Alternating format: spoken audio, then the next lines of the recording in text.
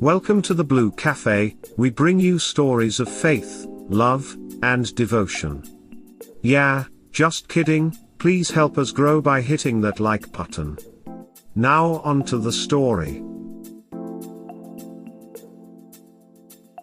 I cheated and ruined my life and all the shit in between TLDR. I had everything a girl could ever want. Our bond was absolutely extraordinary. We share the same interests and hobbies. He got me into Nintendo gaming, which I absolutely adored. I got him into thrifting and reselling a bit online. Every second we spent together was magical. Due to some things going on at home, having been trapped in the same house with my family for most of 2020 and my family being increasingly upset with me over my addiction to weed, as was in their right, we made the foolish decision to move in together. I had been through the worst time of my life in 2020. Got rejected from the Navy after 2 years of work on my waiver and putting all of my hopes and dreams into it. One phone call, done. Was already using weed to cope with the world coming apart at the seams and started using it even more. All day every day high as absolute duck.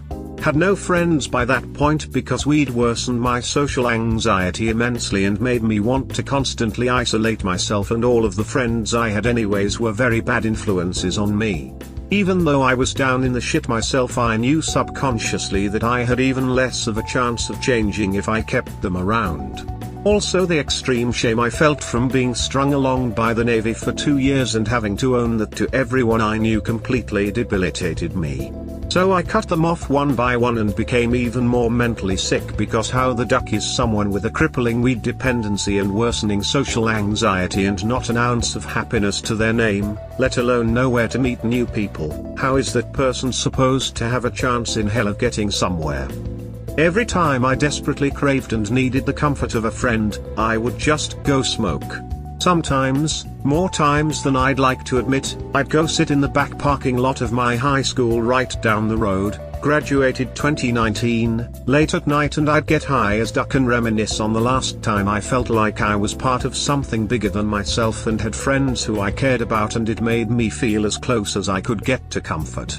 Sometimes I'd even look in the windows to see the classrooms I'd been in, leeching up any scraps of memories I could find. I can't believe I did that. 2020 ended, finally. I've always butted heads with my dad because he's been an aloof, sarcastic asshole my entire life, always a ducking problem with something. He's not completely to blame. I've been far from perfect myself. After all, I'm exactly like him. I made really poor decisions in high school and made friends who were similarly stupid, and we encouraged each other to the point where by junior year I had a trespassing, breaking and entering, we just vandalized an old shed, don't worry, and 2 shoplifting charges. Why was I such a duck up for so long? Needless to say, this caused massive family tensions. I have since forgiven myself for this because I was a child and I was having serious anxiety and emotional issues I could hardly explain to myself, let alone anyone else. But man, it was bad. Why did I do that shit? Anyways. January 2021. My parents want me out ASAP. I loved them, I loved all of my siblings, I never treated them poorly or anything like that. But weed had massive effects on my behavior, and it was most apparent to the people closest to me. It affected everyone in the household and they wanted it gone. Fair. I heard them when they said their piece, but I was just trying to survive. Once you've literally trauma bonded with weed, it's gonna take another trauma to unbond it. I have to try really hard not to hate myself for what a stupid weak bitch I was. What the duck did I expect? They knew every part of my process with the Navy, how hard I'd worked and how much of my identity was tied up into that working out. But it didn't matter because they felt like I was dealing with it in the worst possible way. I was. I didn't have anything else. I'd stopped going to church in early 2020. Didn't have a shred of structure. Just smoked and felt okay and was depersonalized and derealized all of the ducking time. Permanent fog. I can't believe I did that to myself. It's hard to believe that it was actually me and not just somebody else. Anyways. Nick. We had worked at the same place in summer 2020, a grocery store. He was a meat cutter and I was a seasonal hire for personal shopping due to the increase in online orders from COVID. We had chatted as co-workers and gone on a very awkward date later in the summer. He was such a kind, genuine person and I was struggling so much. I was violently depressed because of how much I was smoking and how little structure I had. I had to force myself to go on that date. Not at all because of him, it was just me being high and lazy. Super awkward, I was completely detached and he was trying really hard. I wanted to be myself and be hopeful so badly but I couldn't. Why was I such a wreck? We just didn't talk after the date, stayed friends on social media though. My dad claimed to know nothing about cars and wouldn't try to help me shop for my first one. Yeah Dad, I know you're not a mechanic, but can you just be supportive and ducking help me out? I'm 19 and depressed and clueless. Whatever, it's Dad. So I was forced to rely on what was my best, only, option at the time. Justin, the toothless redneck other meat cutter who also flipped cars part-time to finance his addictions. We would sit in his car sometimes after work and smoke together, absolutely nothing else, and I say that because I found out afterwards, when Nick and I were together, that he would brag about how much I liked him and would say the most repulsive things about what he wanted to do to me sexually to anyone within earshot. Ducking inbred degenerate. We were smoking buddies and nothing else. He'd show me pictures of his kids and we'd shoot the shit. How was I supposed to know? When I told him I was looking for a car and was wondering if he had any guidance, he practically threw himself at my feet, said he would do all of the car shopping for me and send me pictures of the good ones to pick from. Hell yeah. Thanks. So we did that and he found me an awesome, or so I thought at the time, because I had to sell it less than a year later at a $3,100 loss because my good buddy Justin is a crackhead moron and he got me a lemon Jeep Commander. I hadn't been working at the grocery store for months now but I stopped back in to catch Justin and say thank you for helping me out so much with finding the car. He had just left, but Nick was still there. I remembered our awkward date that summer and turned right back around to go back out to the car. I got there and I was like, bitch. You have been absolutely desperate for a friend for months. Get your dumb ass back in there and go ask that perfectly nice, handsome guy to hang out or so help me. So I did. His face absolutely lit up when I asked if he wanted to hang out a few days later at his place and he could teach me how to play some Switch games. The day came and our connection was absolutely magical. I was sober for a short time at that point. I think out of sheer desperation to escape I found the strength to take a TB for a while. So he got to fall in love with the real me before I locked her away again. He saw how badly I was struggling and he just wanted to help and protect me. Things moved really fast after that. I was over at his place all the time, we would cook dinner together all the time and he'd play his guitar for me even though he was very shy. We played together all the time. I will never be able to play Mario Odyssey again because of how much we loved it together. We were so in love. We were best friends, we supported each other in absolutely everything, we shared every thought and worry we had with each other. I will never again get close to what we had. After some particularly nasty arguments with my parents about my life choices and getting the duck out of their house, and having shared all of it with Nick, we discussed moving in together and it sounded like a really good idea. We were completely smitten with each other. Him and his roommate John were already planning on either John buying a house or moving into a bigger place. Rent would be cheaper for everyone. It was just 20 minutes from my parents. We're stupid and naive and we just wanted to spend all of our time together. We ignored and explained our way out of our parents' concerns and went right for it. I got a storage locker right around the corner for my inventory of my reselling business. Boom, done, locked in. It was so amazing. We were so happy together, got along beautifully. All the while I was struggling immensely. I've never been good at letting other people in on it. Not only did weed make my mind weak and soft and pleasure seeing like crazy, it made me lose touch with reality and the depth and importance of things about everyday life. I was in the absolute best time of my life, and all I could think about was getting high. All I could remember was getting high and how good it felt because weed ruined my memory.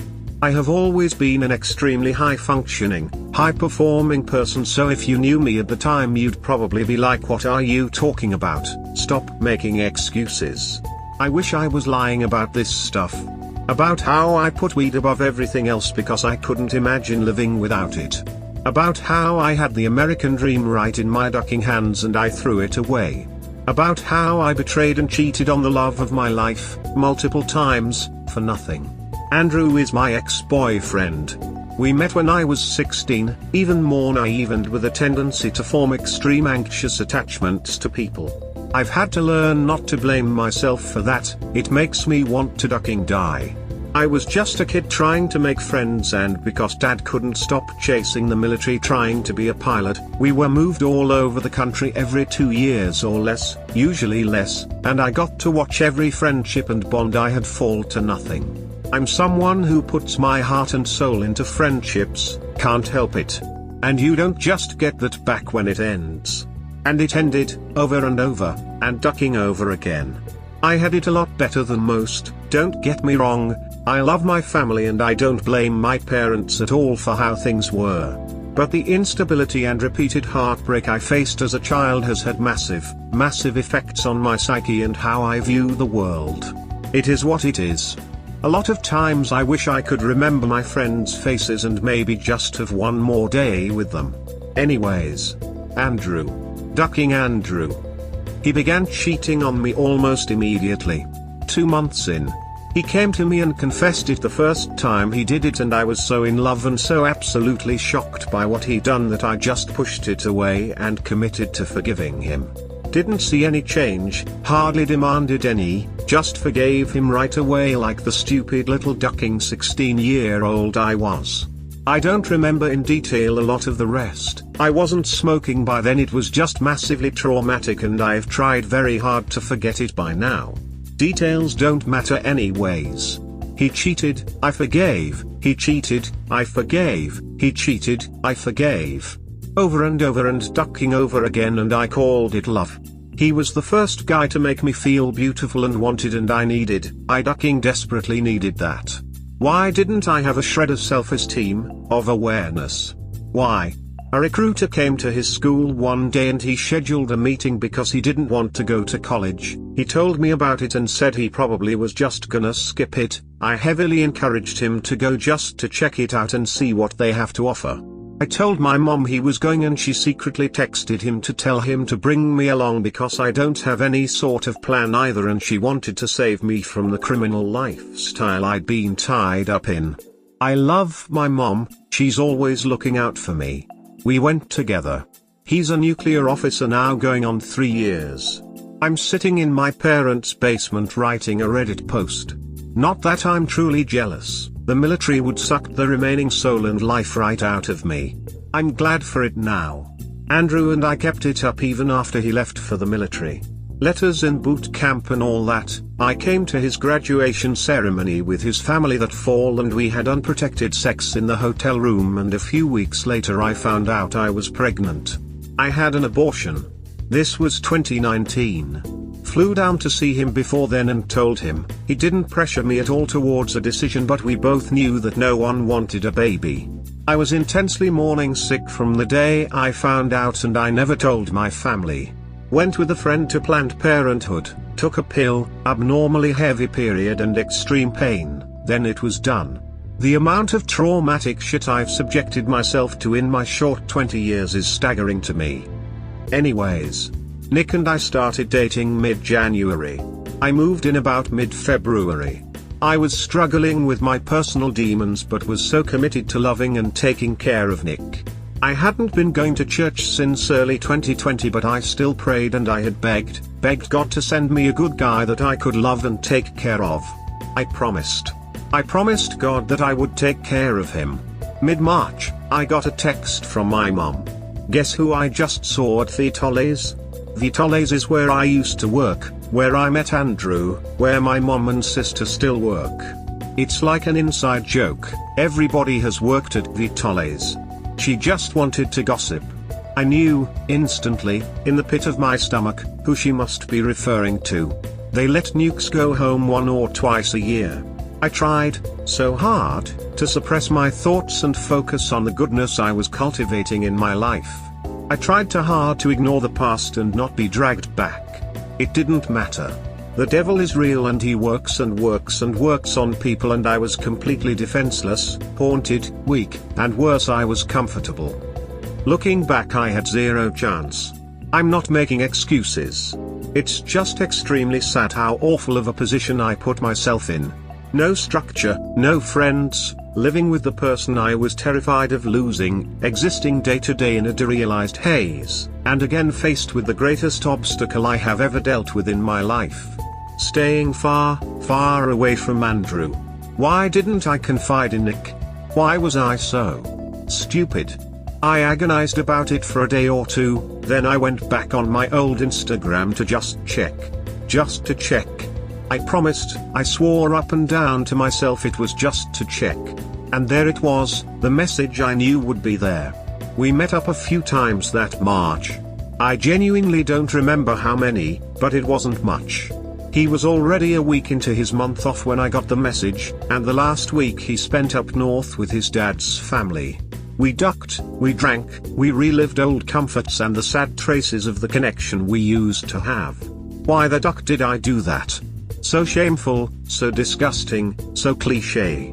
I had everything I needed with Nick and I still needed more. Weed made me feel like nothing was ever enough. I needed to get higher and higher and smoke more, and I acted it out with Andrew as well. He went back to Virginia and I felt free. He wanted to text and call all of the time, but mostly I said no or ignored him because it made me feel like the worst person in the world, doing what I was doing. We didn't even have anything to talk about anymore, no real connection. Pathetic. But then I smoked and everything was fine. I don't need to take accountability, everything's fine. I can fix this by myself and Nick will never have to know how far I've fallen or what I've done to our beautiful relationship, and I'm fine and it's fine. Then in August, Andrew said he really missed me and I wanted more, so I agreed to fly down and see him. I didn't want to at all at first, but he paid for everything. I was bought like the whore I was. I told Nick I was going up north with my family. He believed me because he's kind and trusting and I had given him no reason to doubt me. He was a good, genuine person and an amazing partner, and I ducking used that for my own sick, disgusting purposes. I thought I was going to be able to make it through this without losing it. I have never before experienced anxiety like what I felt before, during, and after that trip. I have no clue how I kept doing what I was doing. I really don't. I don't remember a large majority of the details. I was smoking even more to deal with my guilt. I flew down for 2 days. In those 2 days I threw up about 6 times from the stress and disgust I felt for myself and what I was doing and had already done. I don't know how I kept on with what I was doing. It haunts me, every second of every day since December 13th when Nick saw the picture. After begging myself in my head for months, pleading with myself to take a tolerance break and stop what I was doing to myself, I was able to force myself into it by coming up with Sober October. Stupid, right? Well, it worked. October 1st came and I made myself flush my last gram. Made plans to get more but then just didn't. One day turned into another. I'm still really proud of myself for dragging my way through it. It was so hard. My anxiety and eating was so tough. But I had Nick and even better, I had myself back. Andrew was out on carrier duty for the entire month and didn't have internet access. I've never felt so free. Just blissful happiness and rediscovering what I'd lost. Nick said later that October was the best month of our relationship. I'll never forget that. It's what keeps me sober now. October ended. I told myself I'd go back to weed only casually, and that quickly fell away and I was right back to my old shit. I've always been someone who is very good at making things work for me wherever I'm at, and I couldn't shake the desperate hope that I could do that with weed as well. By this point it was making me physically ill and unable to keep down food, so I knew I was going to have to quit again soon. It was just going to be damn hard. Andrew told me he was coming back for Thanksgiving. The plane trip had traumatized me and I had known since then that I had to end things, but I procrastinated and made excuses and kept on getting high. Nick's mom got COVID, she is severely overweight and immune compromised, the high risk you could ask for, and things escalated quickly to her being put on a ventilator and into a coma within a week of her diagnosis. The family was in pieces, Nick needed me desperately. I was there for him but I was a shell of myself, couldn't even be there for myself. He asked me if I wanted to go to the hospital with him to see her on the night I planned to see Andrew. I chose Andrew. She woke up out of her coma and one of the first things she asked was, "Where's Evangeline?" I will never be able to comprehend what I was doing. I don't even remember. I just know what I've done. We took everything from me. My respect for myself, my future, my grip on reality, my morals and my happiness. Everything. I gave it away. On December 13th Nick and I were going through my camera roll, we scrolled past a picture of Andrew and I together around Thanksgiving. Just together, not doing anything. He said, "What was that?" I had just gotten high right before we sat down and I couldn't comprehend that this was happening right now. I tried to lie. Like a ducking rat. I quickly realized that it was time and I told him the truth. He kicked me out, told his family immediately, did all the right things. I will never forget the look of horror, betrayal, shock in his eyes. I used to be able to picture it clearly but my brain blocked it out now. What have I done? He said he forgives me, but will never forget what I did to him. Said he could never possibly trust me again. Yeah. What was I doing? What was I thinking? Why did I do that? What was I thinking? He was shopping for rings in December. I have been sober since December 13th. Longer than pretty much since high school. I have gone to confession and back to church. I pray every single day, whenever I have free time. For myself, for the world, for him, for the forgiveness of those I've betrayed. I've slowly been retraining myself to do hard things and to enjoy again the hobbies I abandoned to get high. I'll be okay. So will Nick. He has an amazing family, and lots of friends, and they all know what I've done so they can support him correctly. Please, guys, weed is not your friend. It is your parasite. It enabled me to do things I never thought I was capable of. I still struggle to comprehend how I did the things I did. It haunts me daily. I don't expect sympathy. I don't deserve it and it's not what I'm here for. I am struggling immensely and I just want people to hear my story and know that I'm not a monster.